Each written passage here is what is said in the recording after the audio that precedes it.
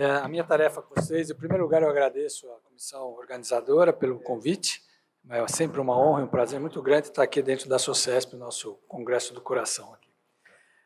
O meu tópico com vocês é comentar sobre se na hipertensão arterial resistente, se nós deveríamos escolher ou não uma quarta droga para tratar, depois dessas três que já foi comentado aqui, ou se lançar mão de procedimentos não medicamentosos, como, por exemplo, a denervação simpática renal. Esses são meus potenciais conflitos de interesse. E eu queria, em primeiro lugar, chamar a atenção, muito do que eu vou apresentar aqui, o Vilela e o Wilson Nadruz já comentou, mas eu acho que algumas coisas são muito importantes. Por que falar de hipertensão arterial resistente? Vocês viram tudo o que acontece, mas, na realidade, esse slide aqui demonstra muito bem, se a gente tiver uma pessoa que nunca teve hipertensão resistente, entre 1.000 pessoas por ano, 6 vão ter um desfecho cardiovascular. Quem já teve hipertensão resistente e tratou e está controlado, ele já aumenta mais, 9 casos em cada 1.000 por ano vão ter um desfecho cardiovascular. E se tem, na realidade, ele tem a hipertensão resistente e ele volta a ter alguns episódios de resistente e volta ao normal, isso já aumenta para 13 casos em cada 1.000. E aquele que persiste com a hipertensão arterial resistente, que é a não controlada, por ano, para cada 1.000 pessoas, 18 vão ter um desfecho cardiovascular. Então, só isso aqui já mostra a importância do tema de que nós temos que lançar mão de tudo que é possível para se controlar a pressão arterial desse paciente dito resistente ou refratário, como foi aqui demonstrado. Dentro das nossas diretrizes brasileiras de hipertensão, se coloca 2 possibilidades, depois desse trio de ouro do tratamento, que é o diurético, o bloqueio do sistema renina-angiotensina e um vasodilatador direto, no caso dos antagonistas do cálcio, você pode ter a opção de usar uma quarta droga, depois você tem a quinta droga, tem outras associações não tão recomendadas, mas que podem ser utilizadas, né, nessas terapêuticas, ou partir para o que a gente chama de terapia intervencionista, isso mais em centros de referências, como são colocados agora, embora muito hoje se adota, porque nós vivemos num país capitalista, do uso de determinadas metodologias que ainda não são aprovadas, mas que se usam com possibilidade de controlar a hipertensão arterial.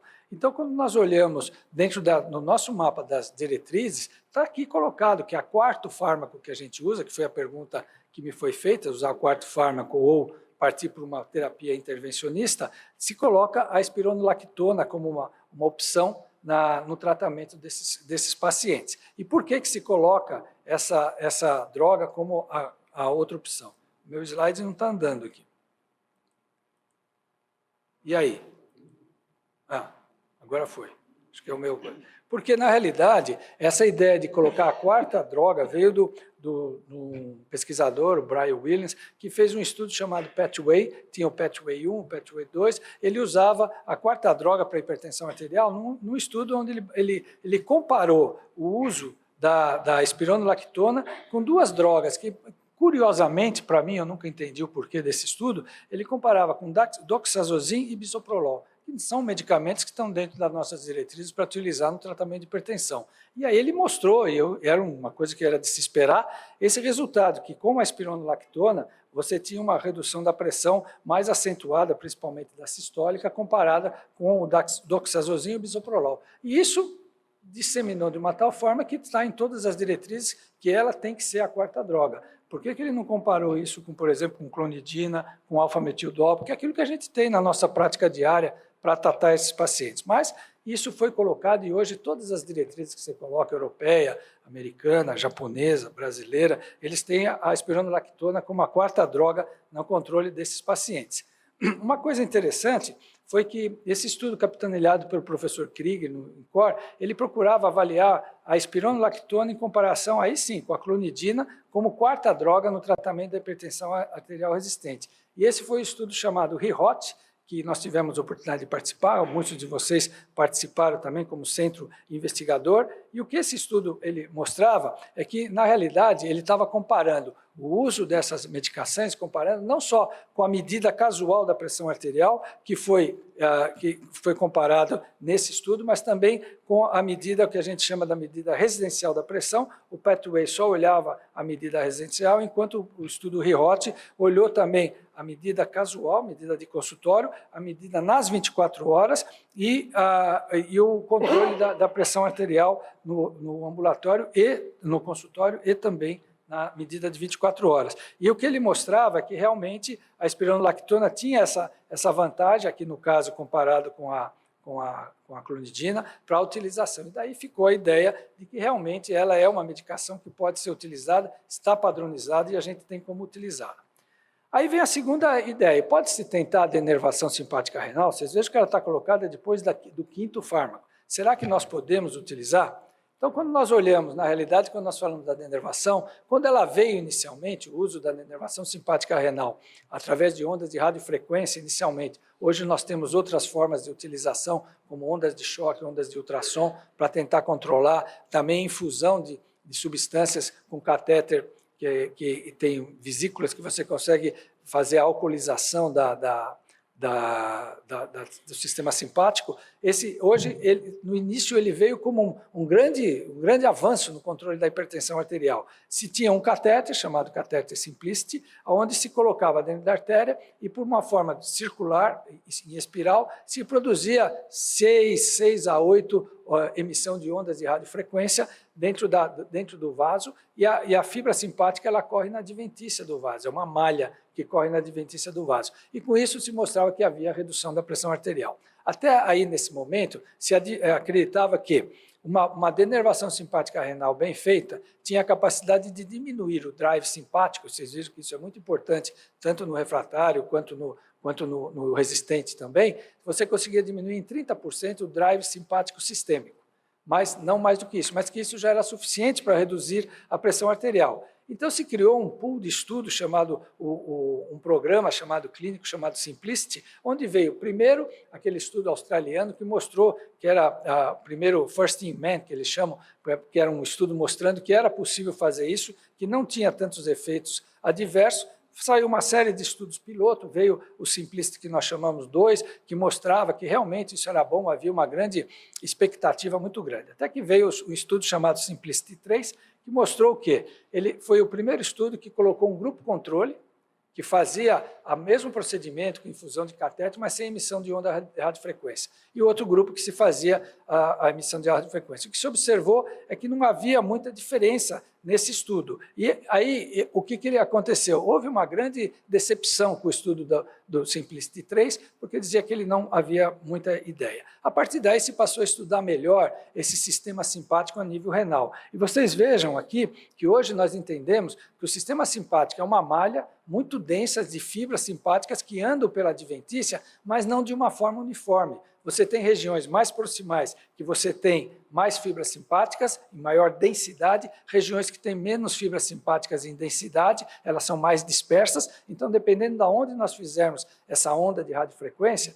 nós podemos ter maior ou menor bloqueio do sistema nervoso simpático. E todos esses estudos anteriores não avaliavam essas coisas. E aí, com o advento desse conhecimento, vejo aqui esquematicamente mostrando que se eu tiver dentro de uma artéria renal na parte superior, o que está em amarelo, eu tenho esse tipo de densidade de fibras simpáticas. Quando eu olho numa parte mais lateral, de um lado eu tenho mais do que outro. Então, mostrando que em toda a artéria simpática, a artéria renal, o sistema nervoso simpático ele não é uniforme e ele tem pontos de maior densidade. E se aprendeu também que, além da artéria renal, tem os ramos que entram para dentro do rim e que eles também são inervados pelo sistema nervoso simpático. Até que, então, desse aspecto, foi desenvolvido um catéter chamado Spiral, o Simplicity Spiral, que eles chamam, que é um catéter que, na realidade, ele não tem só um ponto que ele vai emitindo ondas de radiofrequência. Na realidade, ele é um catéter que tem 4 a 6 pontos de emissão de ondas de radiofrequência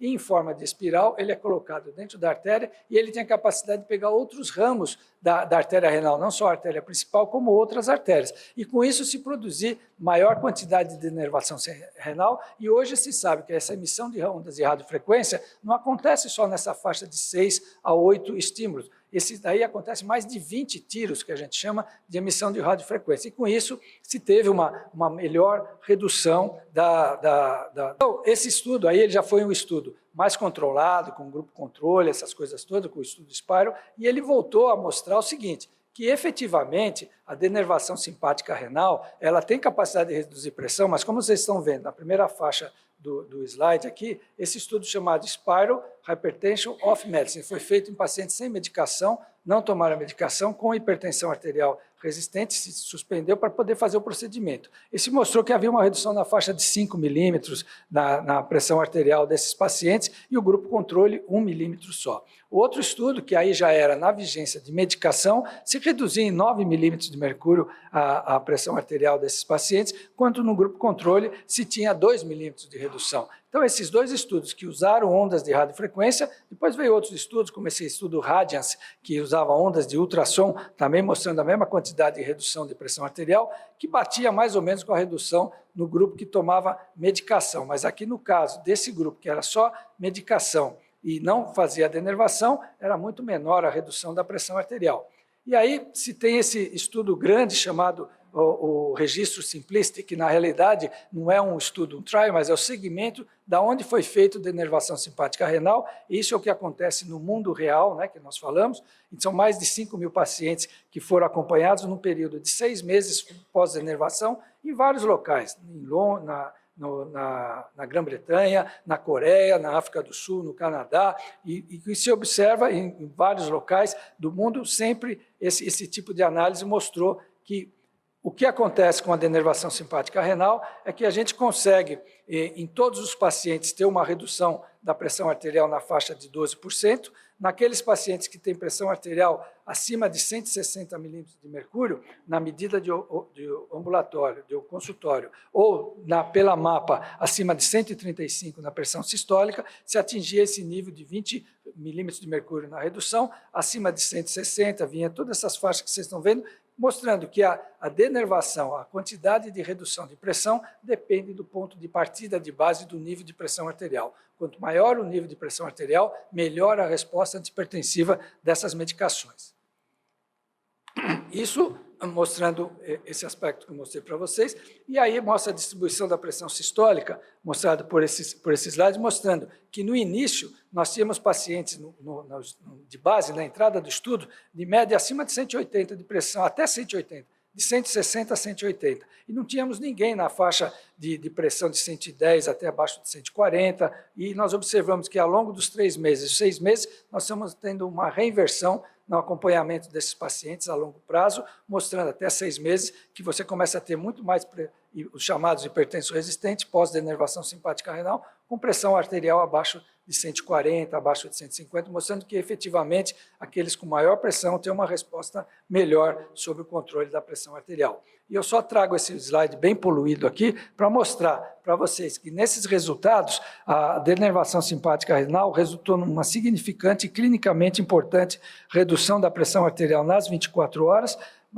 isso num período, e alguns dados acompanhados até no período de 3 anos. Mas eu ainda acredito hoje que a denervação simpática renal ela tem que ser realizada a nível de laboratório, de pesquisa, em mãos de pessoas que praticam dentro de uma investigação, porque ainda muita coisa tem que ser respondida dentro da denervação simpática renal. Primeiro é o grau de inervação, que é ótimo, o quanto que nós devemos denervar de um rim. Porque, se vocês pensarem bem, quando nós fazemos denervação, tiramos o simpático, nós temos um grande problema. Toda vez que você tem um hipofluxo renal, uma hemorragia, uma desidratação importante, o rim entende que está vindo pouco sangue, e então ele inverte o fluxo córtico-medular. Ele vem mais fluxo medular do que para a região cortical. Se eu não tiver mais simpático, o que vai acontecer? Eu não vou ter essa. Então, uma hemorragia, uma desidratação vai ser muito pior que o indivíduo continua perdendo líquido. A população ideal, será que é o hipertenso resistente? Ou será que é o pré-hipertenso, se eu não tenho grandes complicações? Pode ser uma metodologia muito boa. E ainda o desenho do estudo, como nós estamos falando, que nós deveríamos levar. Então, eu ainda acho que nós temos que identificar quem é o candidato ideal a ser denervado e como ter uma metodologia para quantificar o quanto de denervação nós fizemos. E outro dado que sempre me interroga, o nosso sistema nervoso central ele responde de acordo com a sua atividade simpática. Se cai a atividade simpática, você tem um upper regulation da atividade simpática a nível cerebral. E quem trabalha com denervação, nós encontramos vários casos que no início a pressão cai e depois de um tempo ele volta até mais hipertenso do que estava antes. Então, o dia que alguém provar que efetivamente o sistema nervoso central tem esse tipo de atividade, esquece a denervação, porque não é o que a gente tem na mão. Então, hoje, eu diria que, nesse momento, a nossa decisão é a utilização pela quarta droga, onde nós temos melhor controle, e no futuro, ou naqueles casos que não consigo controlar, ainda a denervação simpática renal pode ser uma possibilidade. Eu acredito muito na denervação, mas precisamos responder esse aspecto. Eu aproveito para convidá-los, 1 a 2 de novembro, em São Paulo, no Hotel Renascença, nós vamos ter o 29º Congresso da Sociedade Internacional de Farmacoterapia Cardiovascular. Estamos trabalhando nisso, uma sociedade que nós fazemos parte, conseguimos trazer para o Brasil, então ponham na sua agenda 1 a 2 de novembro, em São Paulo, Hotel Renascença. Muito obrigado pela atenção.